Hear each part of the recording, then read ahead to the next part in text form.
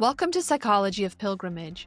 In this episode, I am joined by Stéphane Michonneau and Franck Viltart. We will be discussing our new book, Pilgrimages to the Western Front of World War I, Historical Exemplars and Contemporary Practices. Stéphane and Franck, it's so nice to see you and to be able to talk about our forthcoming book. I just found out this morning it is completely finished. So it will be published in the next week or two. And of course, this episode will be released at the same time that the book is published. The book that we're talking about today is called Pilgrimages to the Western Front of World War I, Historical Exemplars and Contemporary Practices. And the three of us came together to co-edit this book after we organized an academic conference or colloque on the same topic, which was 2 years ago, October 2023. It's hard to believe that it's been 2 years. I thought it would be helpful before we really jump into talking about the content of the book and profiling the chapters to get a sense of who each of you is.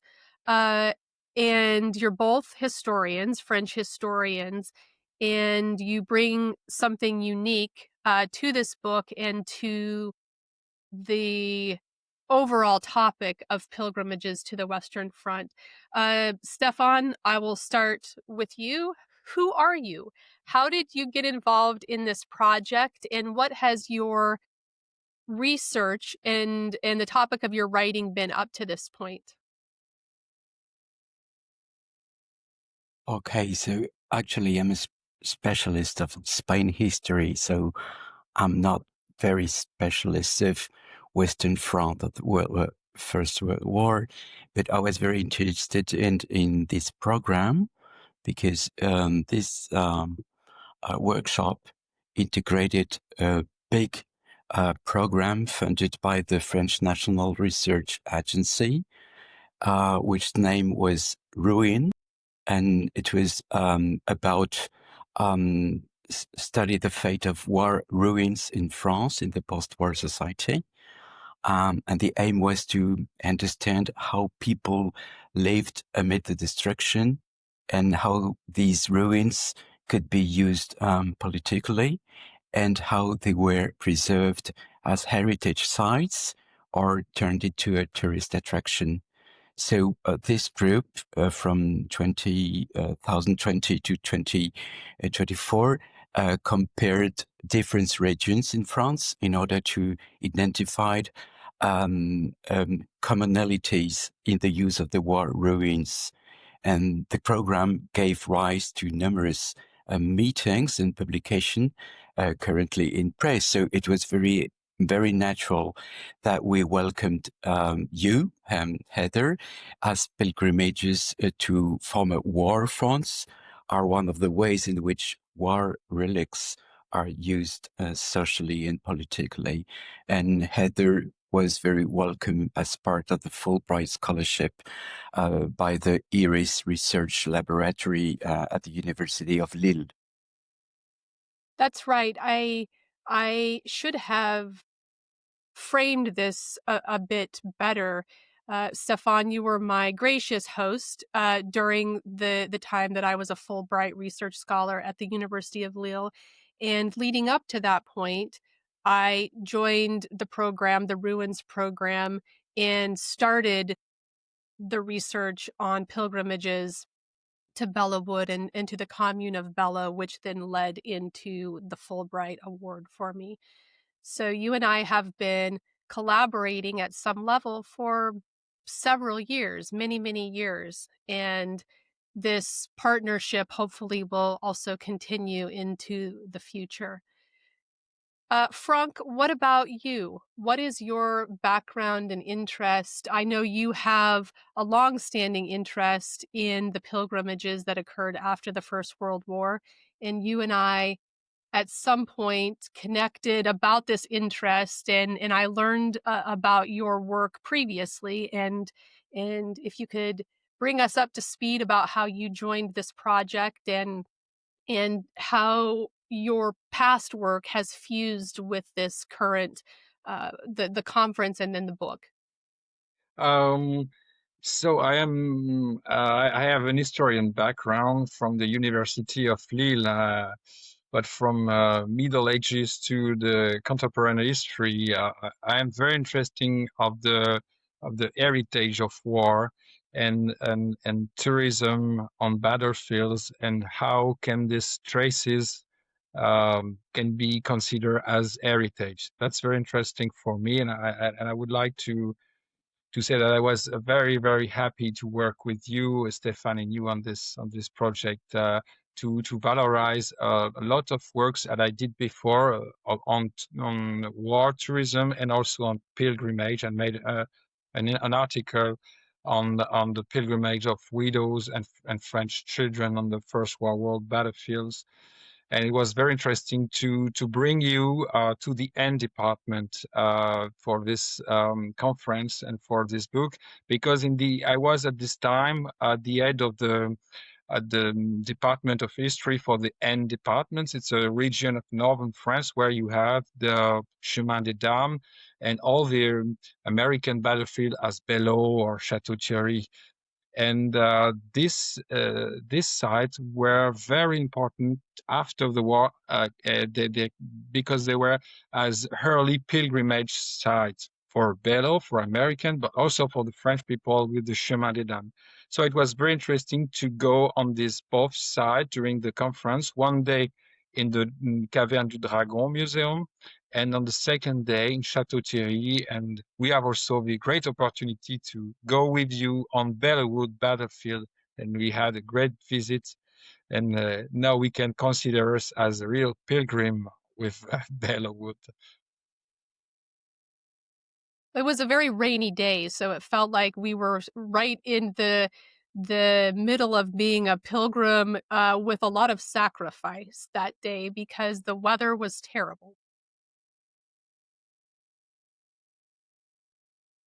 The conference that we organized was multidisciplinary, which made it interesting.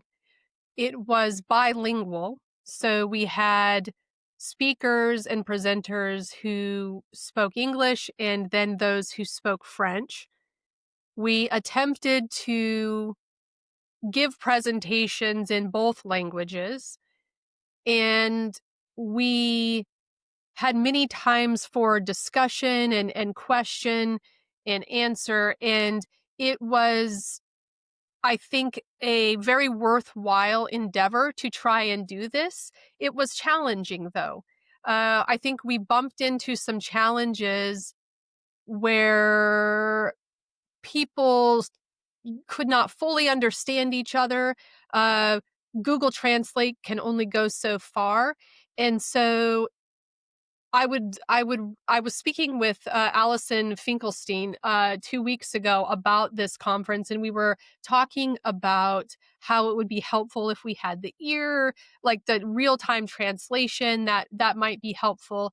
Uh, but it was a worthwhile endeavor, and I'm really proud of the work that you did, Franck, in organizing the sites at Caverne de Dragon and then at the conference center in Château-Thierry. Uh, the administrative help from the University of Lille was wonderful, and it was nice to bring together so many different types of scholars, ranging from historians to psychologists to those in architecture, those who are who manage museums or memorials, and to have all of these different perspectives at the same time was really interesting. And so the book then is based on the papers that were given at this conference. The book is half of the chapters around half are in English, the other half are in French. And I'm proud of this book because of that. I'm proud to be able to bring to a larger audience the work of both English speakers and writers and French speakers and writers. And there have been some challenges again with publishing this volume, but I think it's something that we can all be proud of. The book itself looks at 3 areas. We encouraged all of the authors to look at the site or sites. So they were instructed to consider what the site is, and a strong description of the site.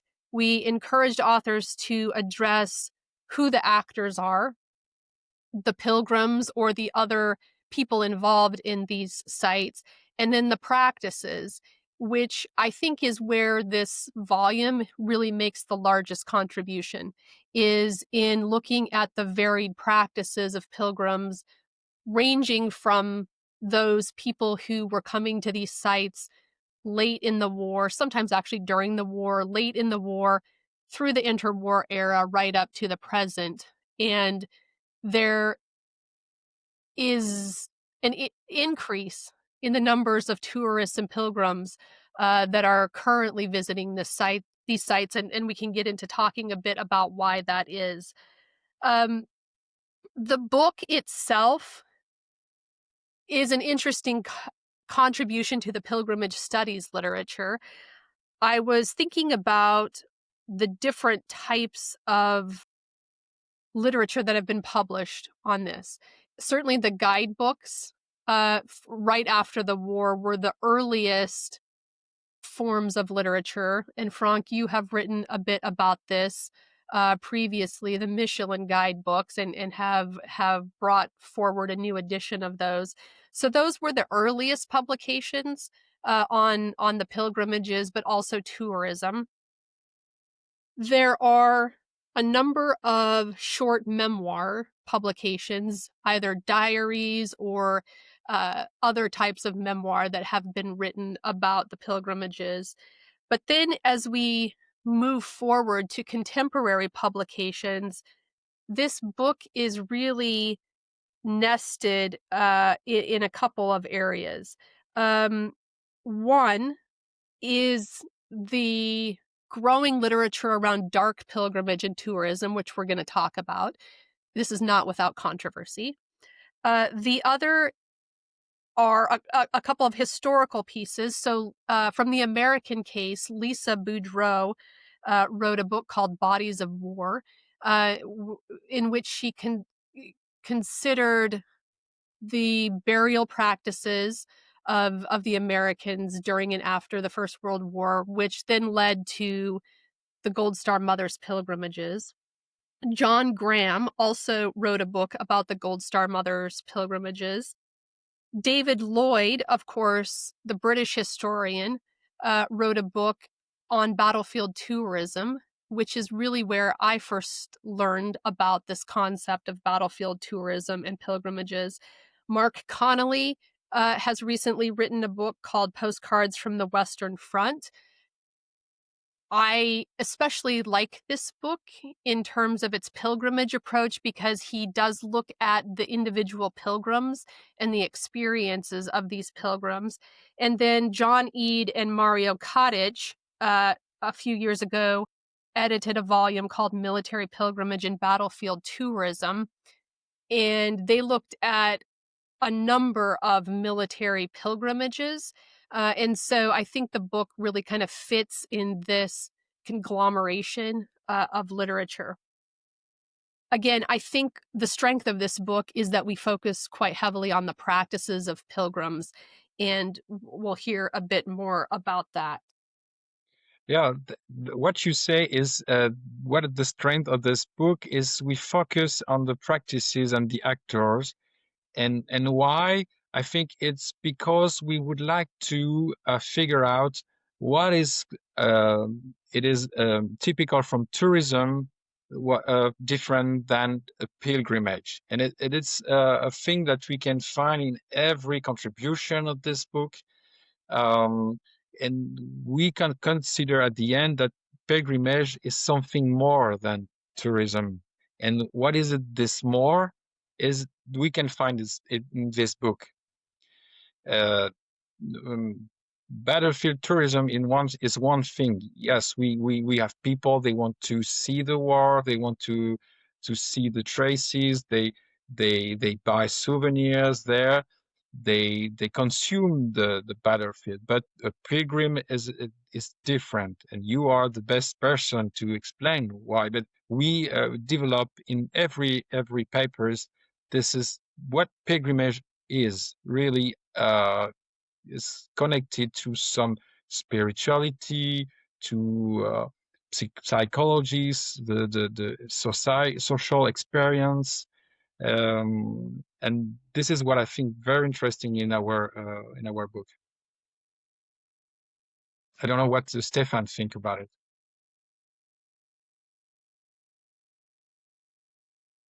Yes, of course. One of the problem, of course, was the definition of pilgrimage. In relation with tourism, for instance, I totally agree. And sometimes it was a little bit difficult to make the difference between both, but I think we succeeded to have a quite good definition of it, thanks to Heather, of course. And also was maybe it was necessary to place these pilgrimages in a broader historical context, which originated in the 18th century in Europe and developed significantly in the early 20th century, 19th century, with Napoleonic battle sites, for instance, and which experienced also a boom in Europe from the very 80s, 60s onwards, but also in the United States, of course, with the Civil War sites. So I think this is a very point of interest between pilgrimages and tourism, which are two phenomena with different chronology. Yes, the definition is always difficult. The definition between, well, the definition of pilgrim and pilgrimage, but as a comparison to tourist and tourism. And two people can come, or 10 people can come to the same place, but what they do there and the inner processes that they are bringing to the site and that occur at the site really differentiates between a tourist and a pilgrim. It's somewhat easier to consider who pilgrims are right after a war. In this case, right after the First World War, it's quite easy, isn't it? Because family members are coming to visit the graves of their loved ones, or they're coming to visit a geography, so the actual land where a loved one died. In many cases, these soldiers didn't have graves, and there are many accounts of family members who are coming to look for the remains of their loved one. That's very easily defined as a pilgrimage because there's this personal connection. There is a deep grief. There is a mourning that is happening when the person visits the site.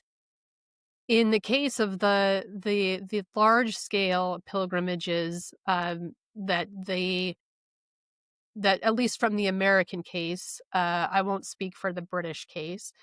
In the American case, the American Legion pilgrimage, for example, in 1927, there were parts of this that were a pilgrimage and parts that were not. So it's very clear in the guidebook that was published for this event that social events that happened in Paris, or a banquet, for example, is not part of the pilgrimage. But when a person is visiting the battlefield or visiting a cemetery, that is a pilgrimage. So even in one quote unquote journey, there can be iterations of activities that are not part of the pilgrimage, but the pilgrimage itself is what is focused on the battlefields. And also the religious sites that were very much a part of these interwar pilgrimages. There were many visits to different cathedrals in Reims, for example, or Notre Dame, and that was considered a part of the pilgrimage. Yeah, this is what I would like to explore in my contribution. How can a war site or a war area can be considered as a place of pilgrimage? And for example, with the Dragon's Cave, I tried to show that this is an underground old quarry where the soldiers were during the war. But first of all, it became a place of pilgrimage because of a logistic. It was next to the road. Many places of pilgrimage, we have to consider the logistic. The monuments or the cemeteries are created just next to some path or next to some roads, because this is more easier to the visitor, to the pilgrimage, to go to this place. Then you need somebody there. You need some explanation. You need a medium. And with this guy, with Alphonse Enras, I explained how this guy transformed this place as a place of remembrance, because he explained to the visitor, to the pilgrimage, what the war was, even if he doesn't did the war. He wasn't a soldier. That's very funny. And first, with this cave, you are the impression you go down underground next to the traces, and next to the next to the dead soldiers, because they were underground. So you can imagine how it was to the people to go underground to the darkness, find there some candles. There's also, you speak about a religion, that there was a chapel there. So it was the ideal place to become a place of pilgrimage. But you have to consider all these things when you want to study a place of pilgrimage of World War I. Sometimes it's just logistic. You have some pilgrimage, they explain, they go there because it was just the shortest way to go from the railway station to go to this monument or this place, and not this one was lost in the forest. Or so it was very interesting to consider it. We have the same example with the Hartmanns Wiederkopf in Alsace, and how the German and the French consider this place as a place of pilgrimage, and with some consideration next to the tourism, because in the case of the Dragon's Cave, you have this big conflict in 1925, when the biggest travel agency, tourism agency, Thomas Cook, there's a scandal.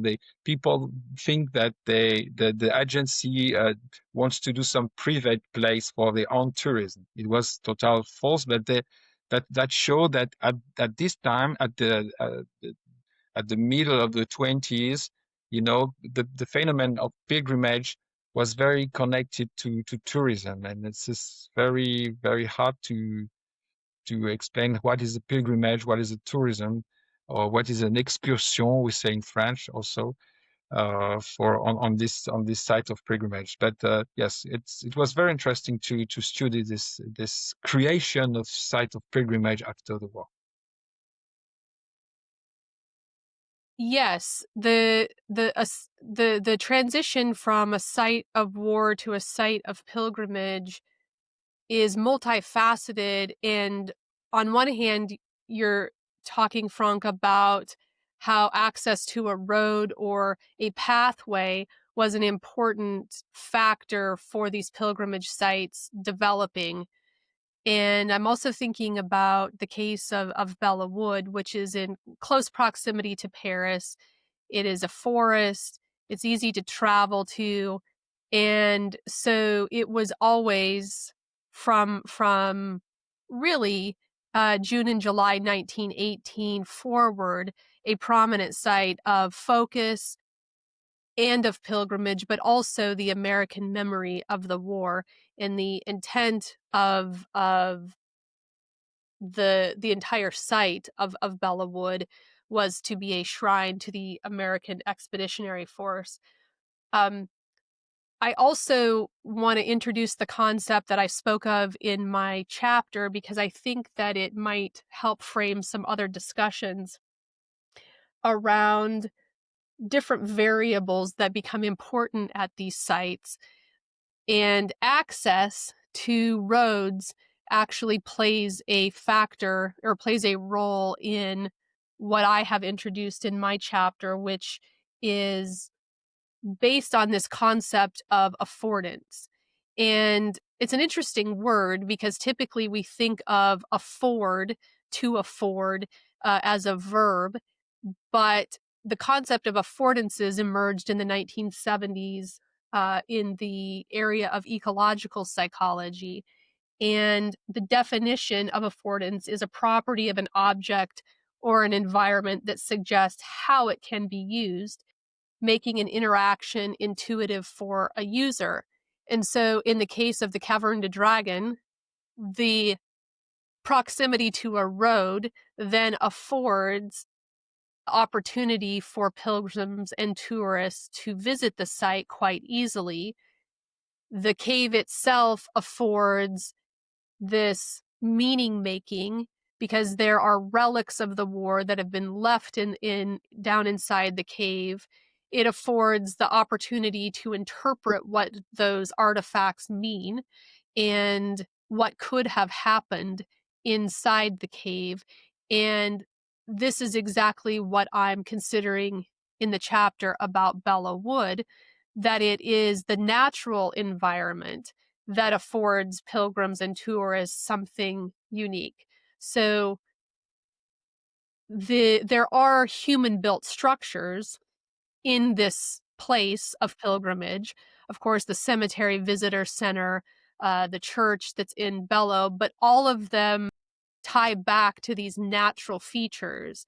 And so the dark trees, for example, afford a particular sensory experience because it's kind of ominous, it's dark, it's ambient, and the trees themselves afford a pilgrim a particular type of meaning, which is to consider how a soldier or a marine may have been inside these woods 100 years prior.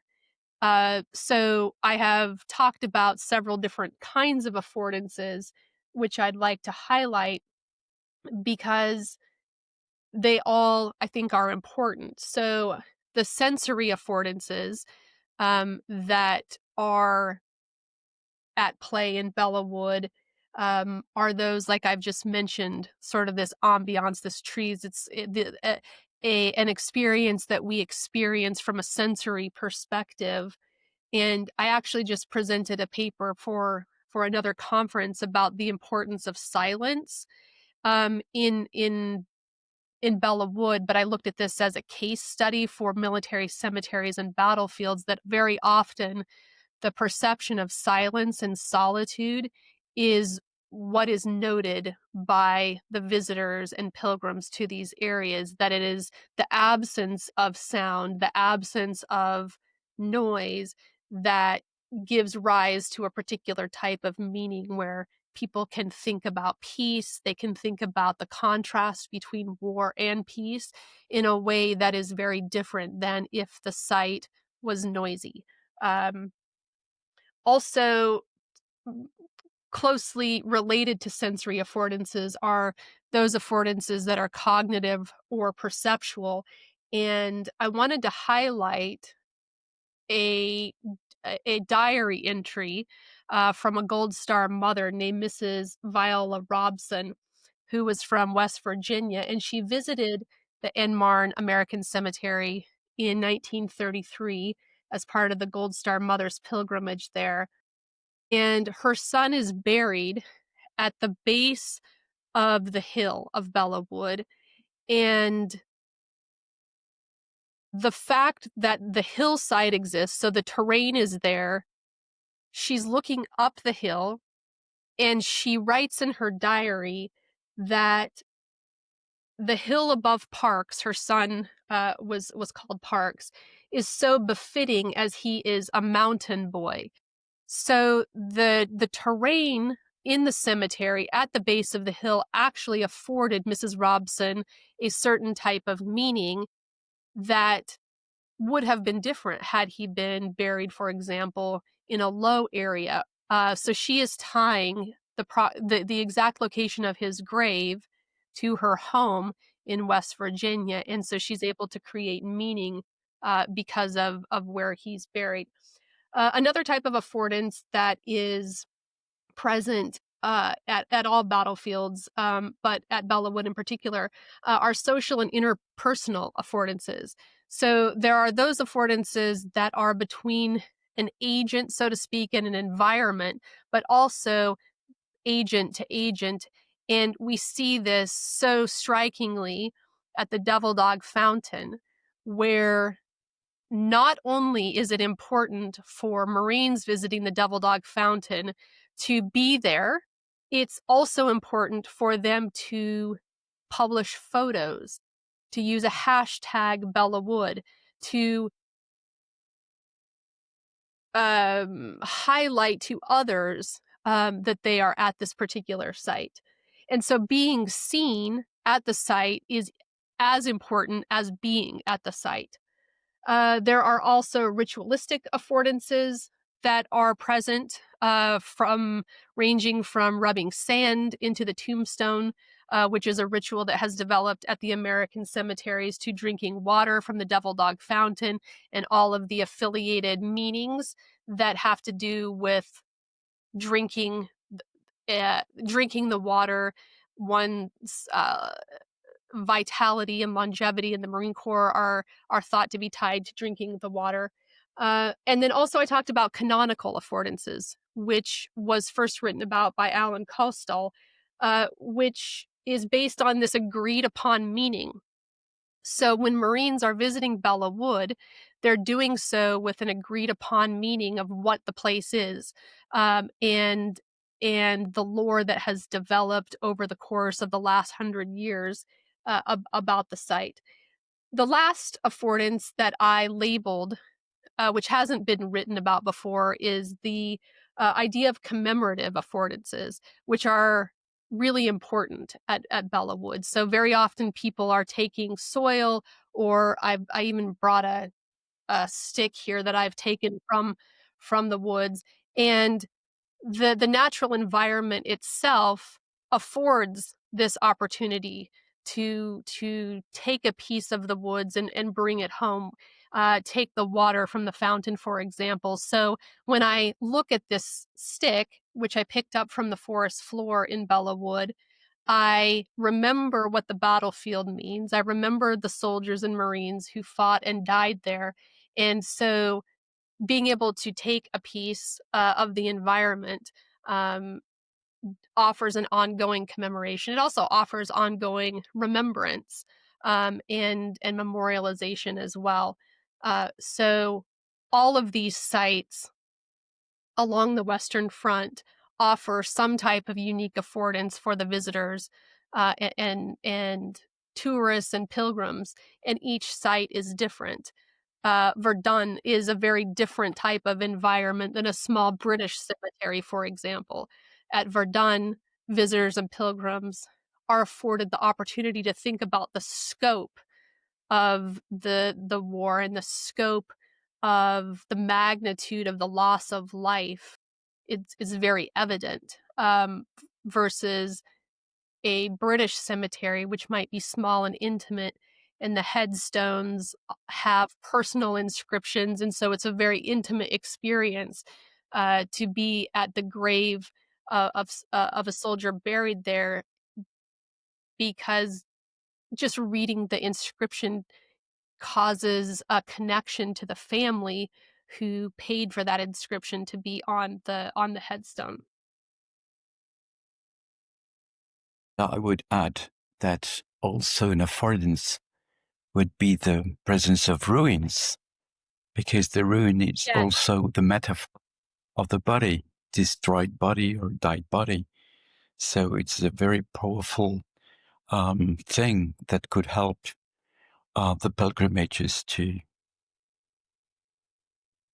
be in. That's Yeah. true, Stefan. Yeah, And I'm even thinking about the ruin of the hunting lodge in Bellawood, which we have visited. It was intentionally left there. There are no other structures inside the woods. They've all been removed at this point, but the hunting lodge ruins were intentionally left as a reminder of the war. And very often during the interwar era, pilgrims visiting the hunting lodge remarked about finding a jawbone, for example, or another bone fragment. And so it was very much linked with the death and destruction of the body. Mm. Another thing that we can found in our books, in different articles, different papers, that's the community, the sense of the community in the pilgrimage. Because if you want to give sense to the death, you have to go there with your community. We can find it with the Jewish veterans, with the Britannian veterans, Yes. with the orphans, widows, or with the American Mothers Association. The importance of the community when you do this pilgrimage. This is quite very interesting to see that phenomenon is connected to the pilgrimage. You have to bring people. You have to bring things to your community. You have to prove your the way you have to do this pilgrimage to your community. Yeah, it's a very social experience. And tied to one's identity, isn't it? And the part of the identity that becomes prominent is the part that is like the other pilgrims. So in the case of the regimental pilgrimages, for example, these are pilgrimages of veterans who were in the same regiment. They may be different in other areas of their lives, but during the pilgrimage, that identity that's tied to the regiment rises to the fore. In the same case as the Jewish veterans, which you just mentioned, Franck, or I'm trying to think of certainly the Marines who come to Bellawood. The identity piece of being a Marine is what rises to the fore during this pilgrimage.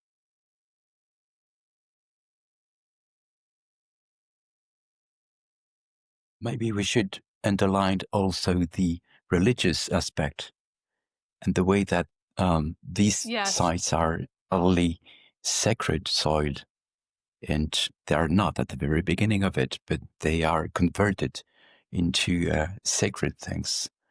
And there is a kind of inversion of people that transforms and converts the site very potentially. that's right. The site before the war could have been a benign site. It's a farmland or a hillside, but because of the war and the memorialization efforts after the war, the site converts to a spiritual or sacred site where the ground, I mean, we have one chapter uh, in the book written by Megan Keller that talks about the hallowed ground. So the British view is that this is hallowed ground. It's the same for Americans. Is it also the same for the French, that the ground itself becomes hallowed, becomes sacred? I think it's the same, and very important thing is the presence of bodies into the soil. So Mm. Mm-hmm. without corpses, without bodies, it seems to me very difficult to be a pilgrimage affordance. Yeah. Even after the bodies were removed, is it the idea that the bodies were there at one point? Yes, because there are so I much don't, missing soldier on the Western Front.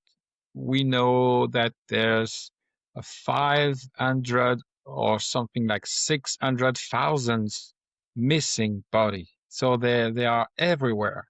Even if there's some people are or soldier removed, we know that everywhere in this forest or in this battlefield, you have a lot of missing soldier.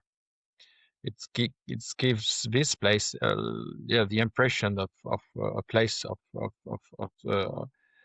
death of the on a sacred place because of that. But the missing soldier, this is very important to consider it. Yes, that's a good point, because a missing soldier is simultaneously everywhere and nowhere. So the potential, there is the potential body or corpse at every step in these places, because so many are missing. I think that one of the main function of pilgrimages is to give a place of the bodies, because they are dead everywhere and the death is everywhere. But it's something unbearable for the living people. So we need to put the bodies and the death in a very concrete place, just to live quietly, because if not, there are phantoms everywhere. So it would be one of the main functions, to my opinion. Mm-hmm.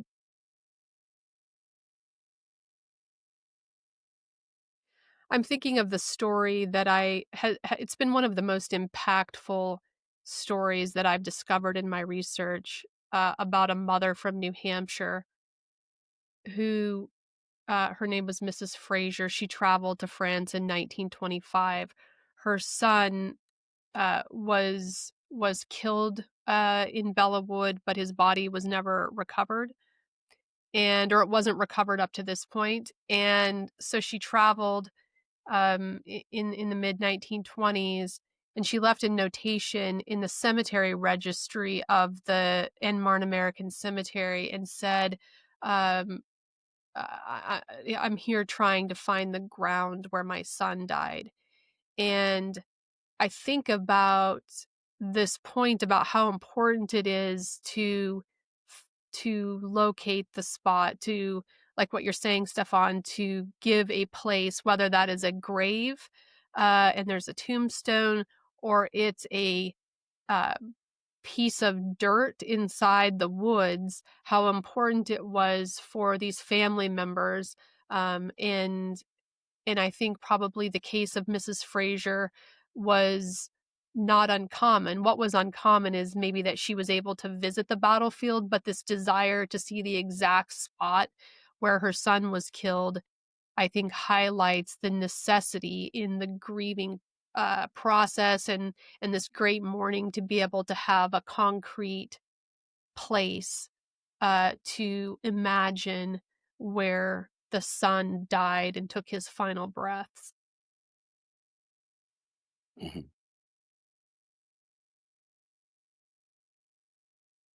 Shall we give a brief overview of each? Oh, sorry, go ahead.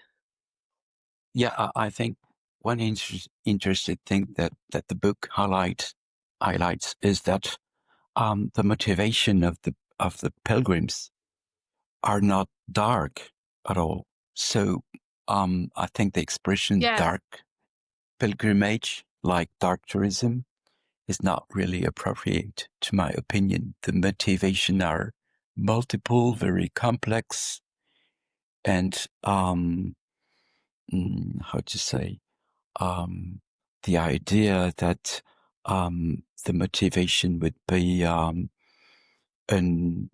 kind of unhealthy curiosity is not great on the part of the pilgrims. I mean, maybe the tourists, it's another thing. But these motivations are very profound and very complex.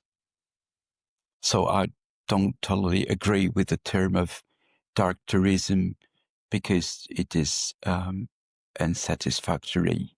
It covers a wide variety of sites, of practices, and it emphasize the idea of curiosity, which is not the main idea, I think. That's a really important point about the concept of dark pilgrimage and dark tourism and your discomfort with thinking about these pilgrimages in the context of this notion of dark pilgrimage and dark tourism. And it's been an interesting dialogue amongst the three of us and also with our chapter authors about to what extent does this term encapsulate the pilgrimages. Also, I think that it just simply is not a concept in French. And so trying to force this English term into French it's not helpful. I just spoke to Dr. Philip Stone, who is an expert on dark tourism and pilgrimage, and also Dan Olson, Dr. Dan Olson. I spoke to him very recently. He's written about dark pilgrimage, and I do want to mention that the way that this concept is envisioned is that it is the site itself that is the dark part, quote unquote, that it is these sites are places where death or catastrophe or violence have occurred and not necessarily the motivations of those visiting. Having said that, you're right, Stéphane, that the motivations for pilgrims visiting battlefields and military cemeteries and monuments and memorials is not necessarily dark. That there are many, it's complex. People visit for many different reasons. And so it is important to note that this concept may not be so fitting for the iterations of pilgrimages, but also, and maybe more specifically, within a French context. Yeah, but that means that you are mixing very different things like concentration camps, American cemeteries, trenches, place of torture. So what does that mean? I mean, it's such a variety that I don't see the thing. I don't get it. Yeah. Yeah, I think it's a valid point. This is not my area of expertise, and I can't give a more Mhm. elaborate response. I definitely can see the perspective, though, that by including battlefields and military cemeteries in the same category as a concentration camp, we are casting a very broad net that may not be helpful in helping our understanding of who is visiting and why. What do you think, Franck? I'm not very comfortable with this concepts of dark tourism and no dark pilgrimage. And yesterday we were talking about the dark heritage. So for me, if we consider that the people do pilgrimage with the concept of mourning, there's no dark things. It's the if you are connected to the death, if you want to give sense to your death or ancestor, or you are connected to this concept of mourning, there's nothing dark in this. But in a way now, yeah, you have a lot of people who have no connection with this on history or genealogy, that they want to experiment dark places, like place of slavery, as Stéphane said, place of torture, place of concentration, etc. in a way, but I'm not I'm not a psychologist or a philosopher, but in a way, they are also searching for their own sense of life. They're searching for their own sense of life and death in a way. But for my part, and it's connected to what I'm doing now with the UNESCO World Heritage First World War sites, because it was very easy to list this site as a World Heritage. Even if Auschwitz-Birkenau was listed in 1979, there was a huge debate with the expert to consider this heritage as a World Heritage in connection with the World Heritage Convention of 72, because they consider that this is a dark heritage. And sometimes they're talking about a dark remembrance or dark memory. Mm. And there was a moratoire, a memorandum during 5 years with experts. They say, no, this is not a World Heritage. It is a dark heritage. But in a way, if you consider that for people, for community, for some nation, that this is a real heritage, even if it was connected to tragedy or how many people die for building the Versailles Castle, for example. Nobody talk about it.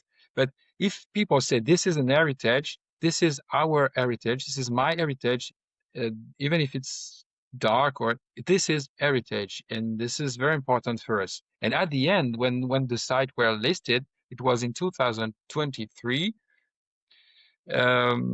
All the nations at the World Heritage Committee say, yes, this is our heritage. India say, First World War sites, monuments, cemetery, this is our heritage. Nigeria, Egypt, South Africa, most of them are from the South, but they say this is our heritage, and this is a world heritage. So this is a way to explain that even if it's connected to complicated history or a dark history, it's an heritage. So it's you can do visiting this site and consider you as visiting as a visitor of an heritage, a world heritage, even if it's dark, it's complicated. At the same time of the First World War, there were the Rwanda genocide site were listed as World Heritage too, as a site of reconciliation. And this is a different. This is another part of this dark heritage part, that the World Heritage Committee say, yes, this is a World Heritage, but it must be a place of reconciliation and peace. And we say yes. But if we go back to the early pilgrimage, King George V, during his pilgrimage on World War I site in 1922, said that how can be better advocates of peace than this World War I sites? And we consider this is, yes, a dark heritage, but must be, if you manage in a good way, this site of call for peace. But people can continue to consider this place of dark heritage, of problematic national instrumentalization of the memory also. But it's another debate. That's the remembrance and the memory in the concept of heritage. But Stéphane knows very well this. But yeah, for the First World War site, yeah, this is even if it's dark heritage, this is an heritage, and this is the if a community consider this as an heritage, they can do pilgrimage there. There's no problem with that. Mm.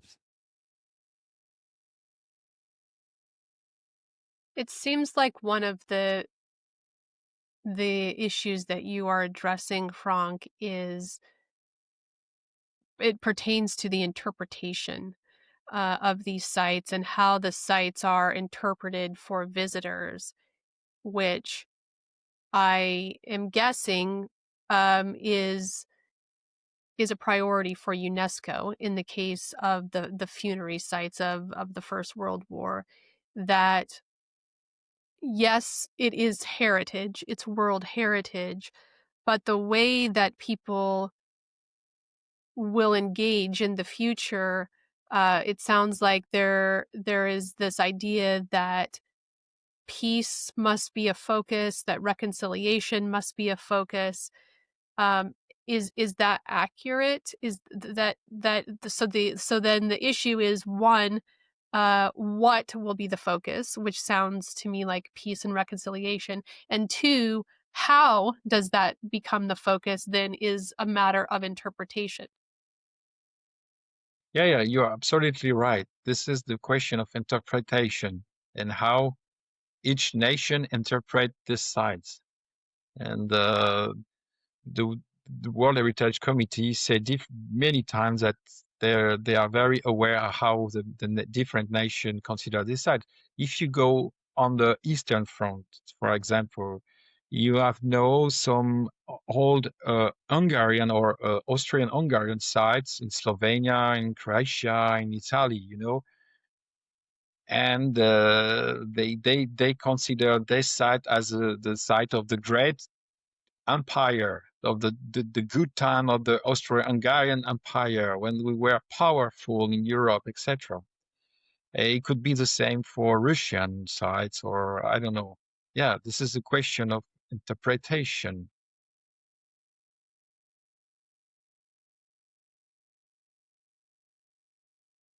I think this. I'm thinking of Paul Hardin Cap's chapter in our book that looks at. I mean, he's looking at a number of American sites and monuments, and the focus on some being very grand and victorious, and a sign of victory. That's a very different than a site that is reflective and quiet and focused on well, if we look at the difference between the Château-Thierry American Monument and Vimy, for example, both are grand, but the interpretation is quite different.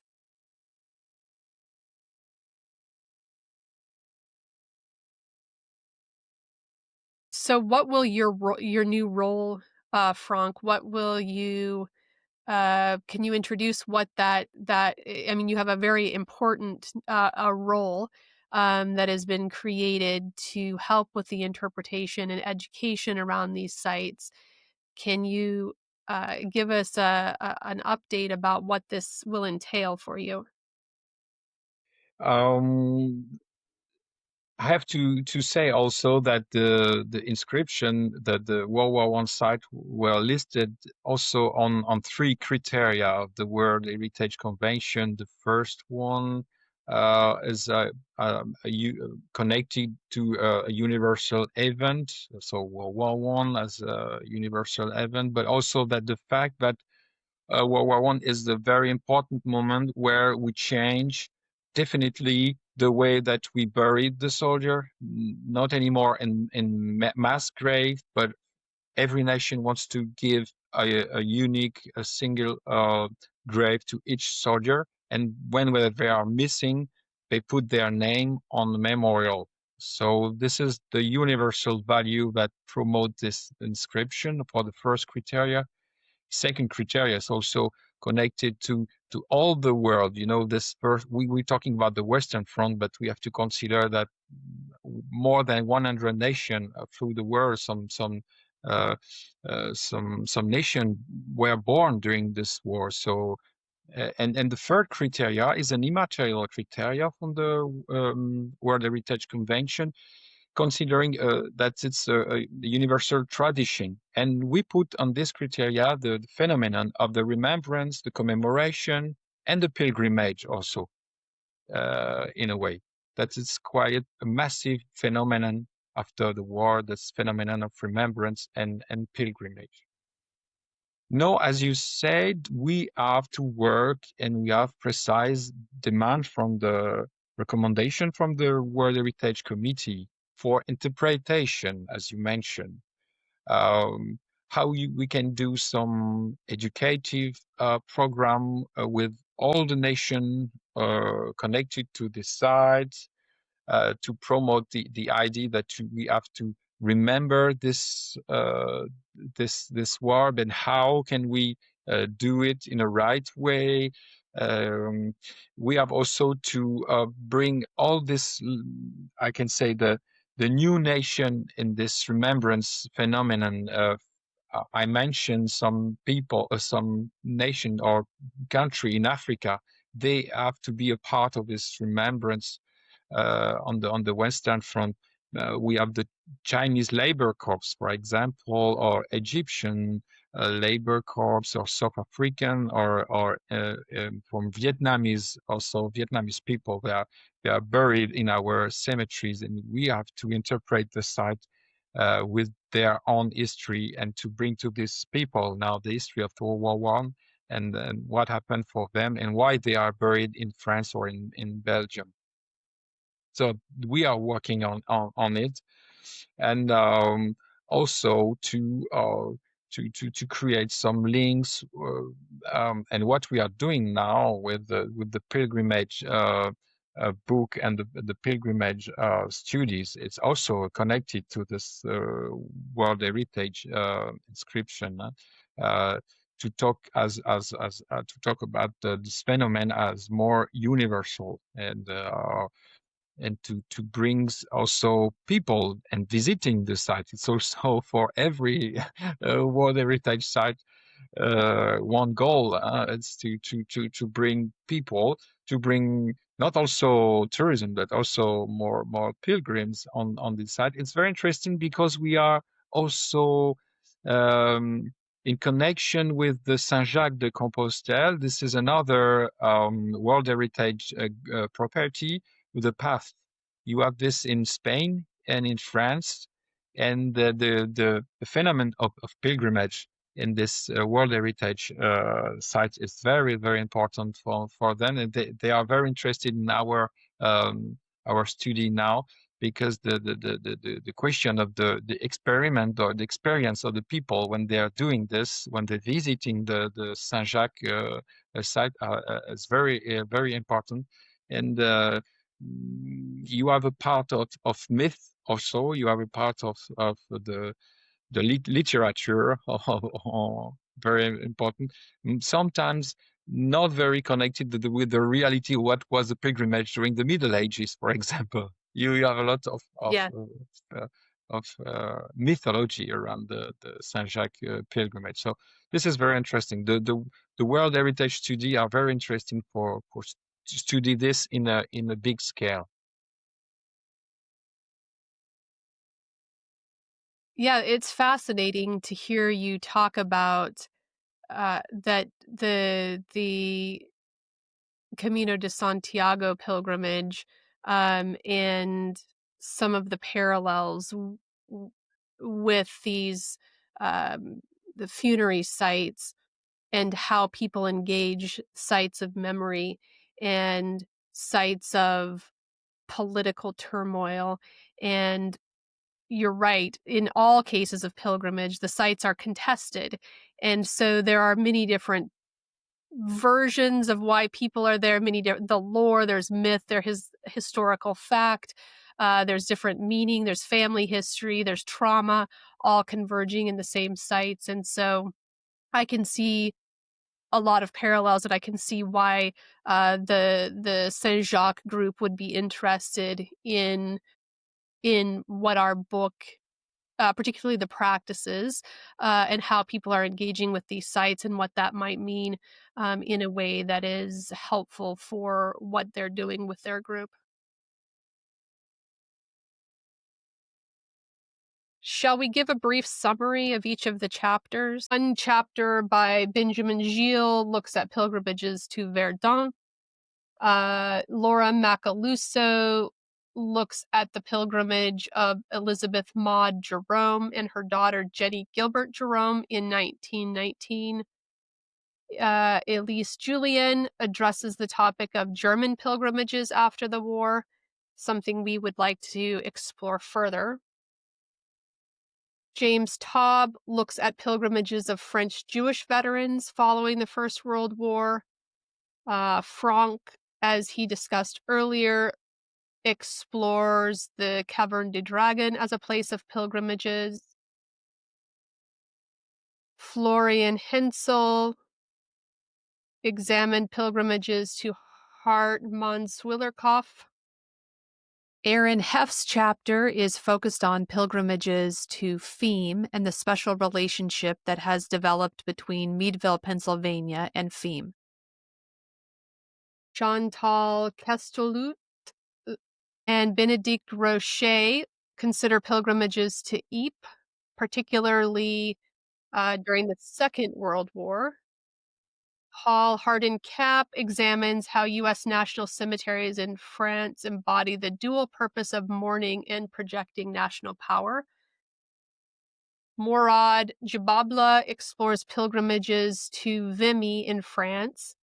As a side note, Vimy is an interesting case because there is a comprehensive and consistent narrative around visitations by Canadians to Vimy. They're always known as pilgrimages. So that's an interesting case, even up to present.